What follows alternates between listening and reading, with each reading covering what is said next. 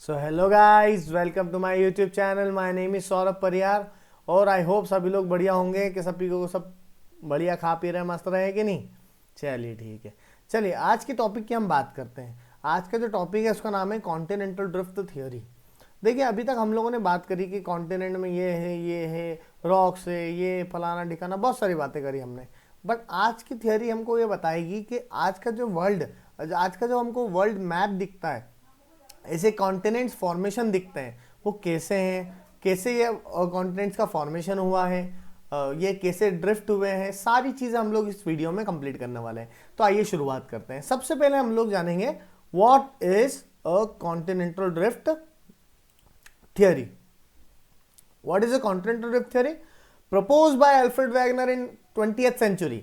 देखिए जो continental drift theory है इसको देने वाला बंदा कौन है? Alfred Wegener. जैसे मैंने फर्स्ट में यहाँ पर फोटो लगाया उनका, ये है अल्फ्रेड वैगनर। ठीक है, चलिए अगर हम बात करें ये क्या बोलती है, तो ये कहती है कि एक समय पर, मतलब आज से 250 मिलियन ईयर्स अगो, मतलब अराउंड 250 मिलियन ईयर्स अगो, ये जो अर्थ है, ये एक पूरा जो अर्थ है वो सिर्फ एक कॉन्टिनेंट हुआ करता था जिसको हम बोलते थे पेंजिया। इसको सुपर कॉन्टिनेंट बोला जाता था। मतलब ये जितने सारे कॉन्टिनेंट है ना, वो सब एक ही साथ जुड़े हुए थे। उसका नाम क्या था? पेंजिया।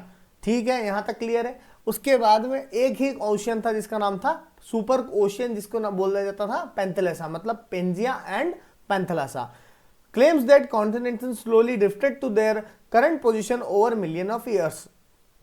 ये क्लेम करती है कि समय के साथ, मतलब 250 मिलियन ईयर्स अगो से अभी तक ये सारे कॉन्टिनेंटल ड्रिफ्ट, जो कॉन्टिनेंट्स थे वो धीरे धीरे ब्रेक डाउन हुए और ड्रिफ्ट हुए और अपनी अपनी इनिशियल पोजीशन पर आज हमको दिखते हैं।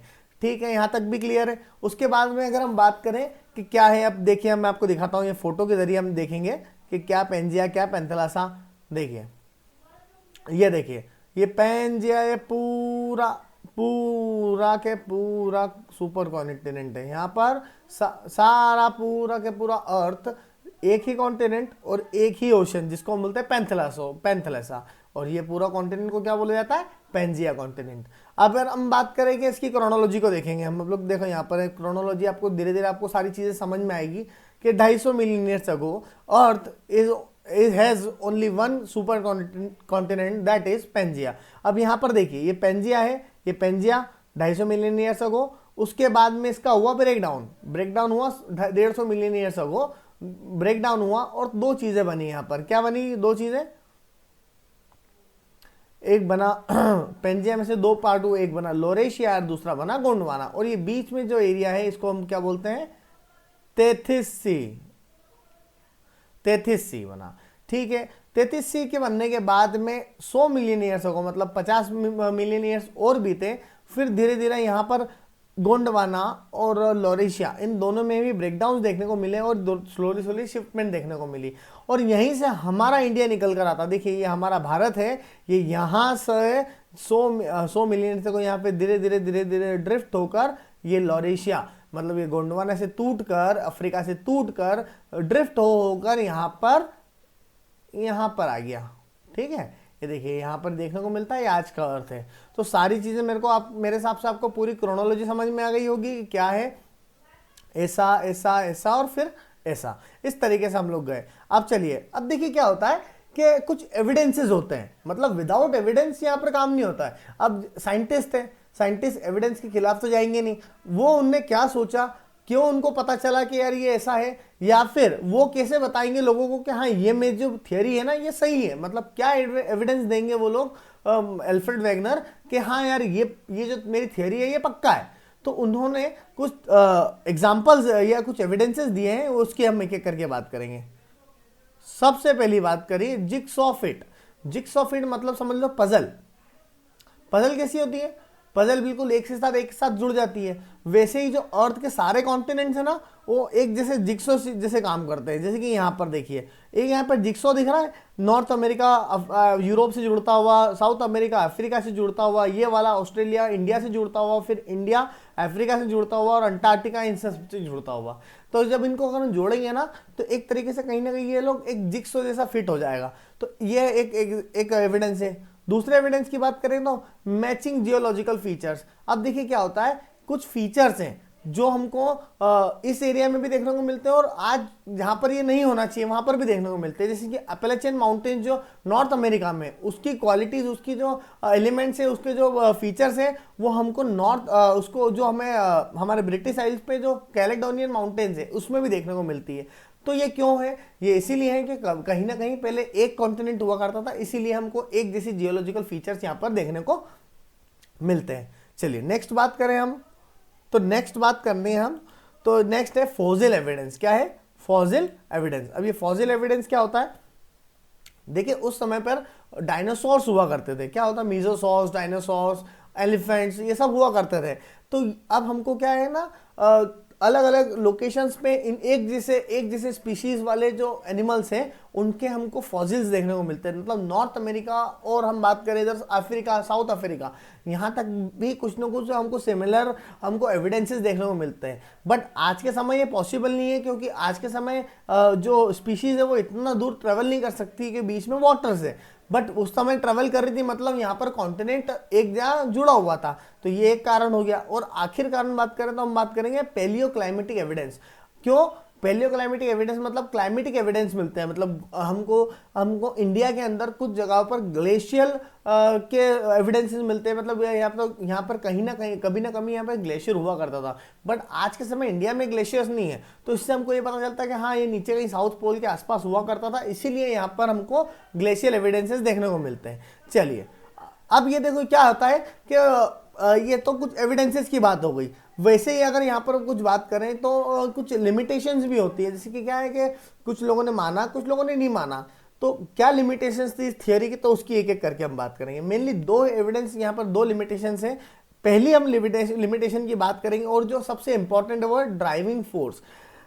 बहुत मुश्किल हो गया था इनके लिए ड्राइविंग फोर्स समझाना। मतलब उनको ये नहीं पता था कि ये यार ये कॉन्टिनेंट शिफ्ट क्यों हुए। शिफ्ट हुए ये पता है, पर क्यों हुए इसमें थोड़ा सा वो मात खा गए। वो एक अच्छी थियरी नहीं दे पाए कि ये ड्राइविंग मतलब ये ड्रिफ्ट क्यों हो रहा है, ये प्लेट्स मूवमेंट क्यों कर रही है, तो ये नहीं दे पाए। उन्होंने